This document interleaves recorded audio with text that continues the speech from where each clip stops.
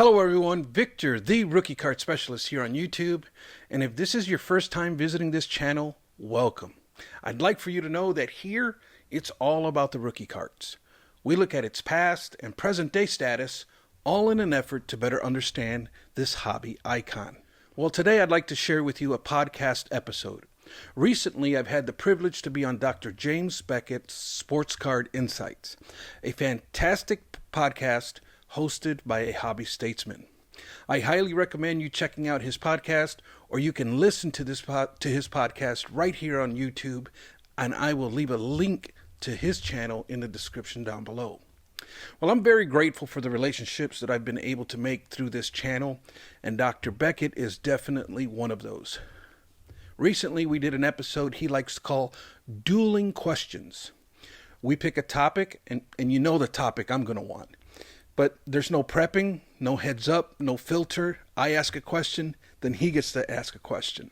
So I was wanting to do more of a laid-back episode today. I know last week was kind of a heavy episode, but please know that I am willing to be a guest on your podcast or YouTube channel. If that's something you'd like to do, please don't hesitate to contact me. I do have to apologize in advance because I do know just a professional courtesy. If we were to do a collaboration, that would mean that I would come on your channel and then you would come on my channel. However, at the moment, I do not offer, streaming episodes. And it's a bridge that I haven't been able to cross just yet, but I do plan on doing so very, very soon in the near future. Now, what I can offer is showing a snippet of our episode on my channel, and then I do a little introduction, kind of like what I'm doing here today. I'll do an intro, and then I'll lead to the snippet of our episode. So with that said, enough said, let's listen to Dr. James Beckett on Sports Card Insights.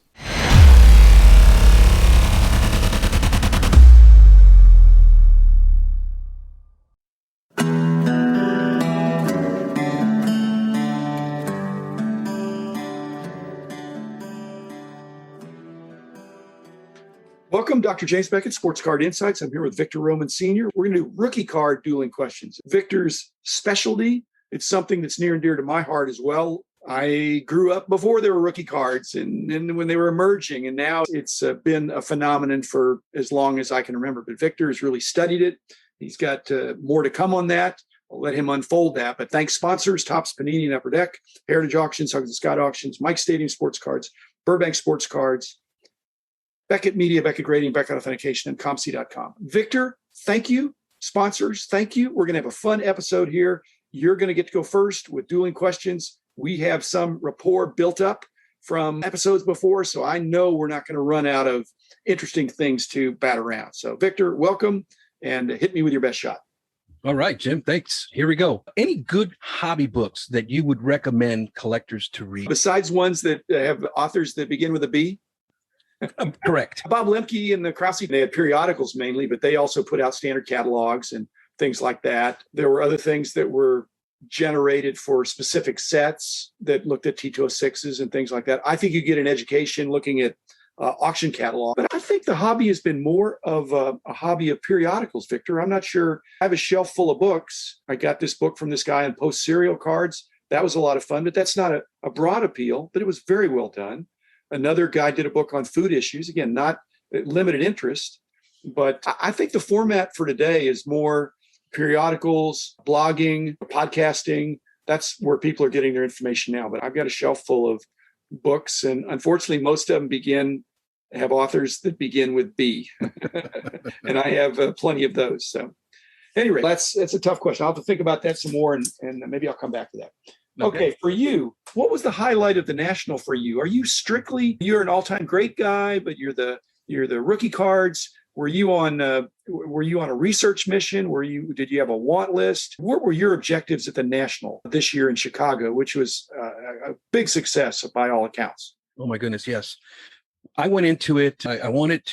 My main objective was to speak to some of the more seasoned collectors and more seasoned dealers that were there you have done an excellent job at giving us the evolution of the rookie card from, say, 1980 forward, what I was looking for, how did the rookie card originate? What is the origin story of the rookie card? And so I went into it with that primary focus. I wanted to speak to people who were around in the 1970s and specifically to that topic.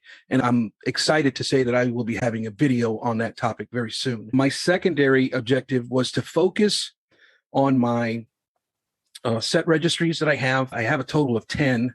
I have 6 of them that still need to be completed. So I wanted to stay focused on that. And I did very well as far as that aspect's concerned.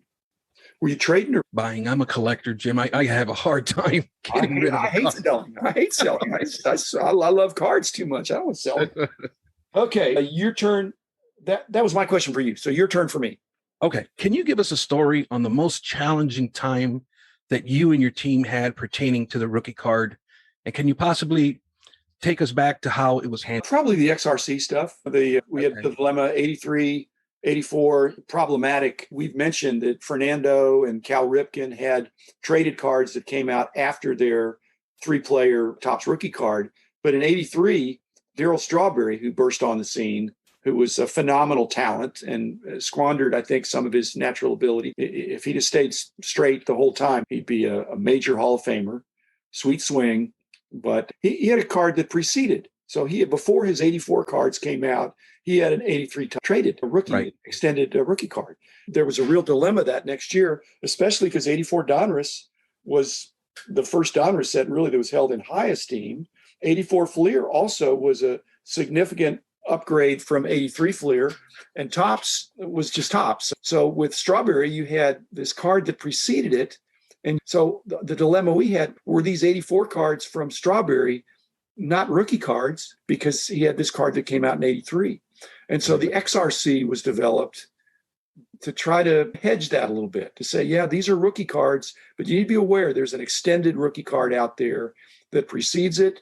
And there's always a battle of where people's money wants to go, where the demand is. They're all good cards, but that 83 Topps, by our strict definition of the time, it was not a rookie card. And yet people were treating it as such. But if I called that a rookie card, then that meant the 84s would not be. And that would have been flying in the face of what a lot of people were saying. So that was, I don't know, that was a crisis, but it was a challenge. Whenever we'd come up with a definition, that's why your work is important, Victor. As we'd come up with a definition, the card companies and the dealers and the collectors would read the definition and say, well, okay, where's the loophole? Yeah. And they'd find a loophole, and the card companies say, okay, we're going to now do traded cards in packs. We're going to do these extended sets in packs. And then you can't say that anymore. So that was the problem. Okay. You've been involved with the Baseball Card Hall of Fame with Ray and Mike, and hats off to you. I think that's a great contribution. Really appreciate what you guys are doing. And I've not kidded them, but I've just said, well, I hope somebody would do this with a Football Card Hall of Fame and a Basketball Card Hall of Fame and a Hockey Card Hall of Fame. And I brought it up with Jeremy Lee, on his show. Wouldn't that be great? But I've never until now said, Victor, what about doing a Baseball Rookie Card Hall of Fame? Have you ever thought about that?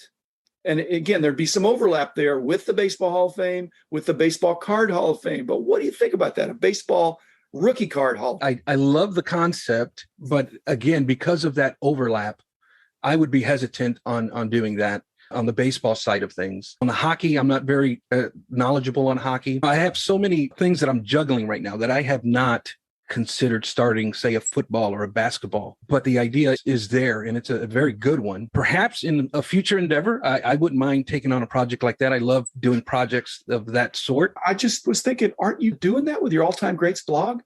The tone of it, as I look through it, it's rookie cards that are exemplary, and you're creating it. You're not calling it a Hall of Fame, but they're these fantastic rookie cards of Hall of Famers. Yeah. And that's the focus, is Hall of Famers and giving an official checklist of the official rookie cards per se. But yeah, Jim, in a sense, that is what I'm doing. I just don't call that. Okay. As a collector, do you view inserts and parallels as true rookie cards? I am a purist. And so I make a distinction between those two. Inserts, I would say I lean toward no, because they're They're different design. They're not the mainstream set. They're ancillary. And some are easy and some are tough. I didn't want to draw that line. So I would say inserts, no. Parallels are another story. It's pretty hard to tell somebody that's a new collector, hey, that's not a rookie card. It looks exactly the same as the other rookie card, but it's rare. It's serial numbered. It's a different color background or something like that. I think that's a fight that I would lose. As a purist, I would say, no, it's the base rookie. And a lot of people think the base rookie is really worth chasing because of that. But it's hard to say, no, the same card with a slightly different design background with a serial number, I think I've lost that battle. Yeah. But inserts, I'm willing to try to make an argument that comes out in the rookie year, could be a great card. But according to my definition, I wouldn't say that's a rookie card. Okay. Are we on the same page there, or pretty close? We're exactly on the same page there. Okay. Was that your question for me? Yes. Okay. I have a lot of minor league cards and junior hockey league cards, things like that, college cards for basketball and football. How do you categorize those? Do you call them pre-rookie cards, or you think they're just not legit in some cases, but they're early cards of Hall of Famers, and a lot of them didn't make it, but of the ones who made it big. So do you draw a line there? Yeah, I do. And it's really the model that I've really adopted from ComC. But yeah, anything that is a prospect or minor league or junior league, I consider those prospect cards. Now, some of my subscribers or viewers, they want to say, we should split it up more. You should say minor league and then prospect card. I just think that the concept gets too complicated, an all-encompassing term that covers them all. And I just call them pre-rookie cards, as ComC does, or prospect cards if I'm talking baseball. Yeah, I'm fine with pre-rookie cards. The only problem is when somebody has more than one. If they're a Topps base flagship brand rookie card with an RC logo on it, comes out in 2021, then what if they had minor league cards in 2020 or 2019 or 2018 or 2017 or Bowman prospect cards in 2016 or 2015? Do you have to go back to the very first pre-rookie card and then the others are just also Rands? That's where it gets complicated when somebody takes several years to make it. Are they all pre-rookies? Because some are better than others. So I look at it, is this the first appearance in a major league uniform in a licensed product? That's a rookie card to me. Right. In general, there's kind of, other considerations. And then I want to see what's the first appearance of the player in any kind of card. But if it's a second appearance, if it's a year later and it's another rookie, he's got a AA card and next year he's got a AAA card. Right. AA card to me is better, all things being equal. That's just the way I looked at it. Okay. If a rookie card disagreement was present, who do you think should resolve it? A, the Players Association guidelines. B, card manufacturers. C, D, hobby publications. Or E, just leave it up to the individual collector. That happened. It happened in 2005, and I was a big part of that. They were pressuring me that the answer would be F. They wanted me to say, this is it. And I said, I don't think I can just do that because I think collectors should speak. And they said, no, the collectors will listen to you. I said, the manufacturers should do this. Well, no, you're the guy that has the price guide in there. What was the other? The Players Association. They were the ones putting the pressure on. They were the ones putting the pressure on because they wanted me to go along with the fact that it couldn't be a rookie card if they weren't a member of the PA. And then they had to have service and all that stuff. And so I said, well, it's your job to police the manufacturers to get them to put out cards. They shouldn't put out cards that are not for whatever reasons. And the hobby. And so then I said the hobby, and they said, no, there's no definitive hobby. It's amorphous.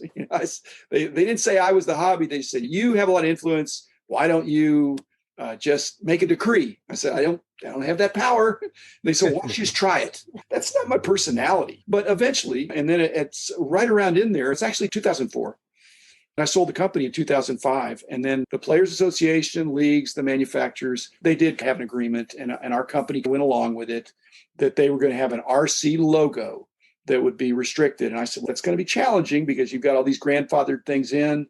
They said, well, we're not going to worry about that. But going forward, it's your prerogative. If you want to be rookie cards, put RC on them. That's what they've done. Awesome. Rookie card dueling questions. That was fun, Victor. We'll do it again. Looking forward to seeing some of your other materials as you go deeper, because it's working both ways. The history is evolving as we speak, and you're trying to inquire of me and others. Unfortunately, there aren't as many people from the 70s, but I think you're starting in the right place with talking to some really quality dealers who were there, and I hope I can be helpful as well. So thanks, Victor Roman Sr. Got it. All you rookie card collectors out there, which is almost everybody, it seems, enjoy. There's something other than rookie cards, but rookie cards certainly have been the big story for probably close to 4 decades now. 4 decades, yeah. So thanks, Victor. Thanks, everybody. Be back again tomorrow with another episode.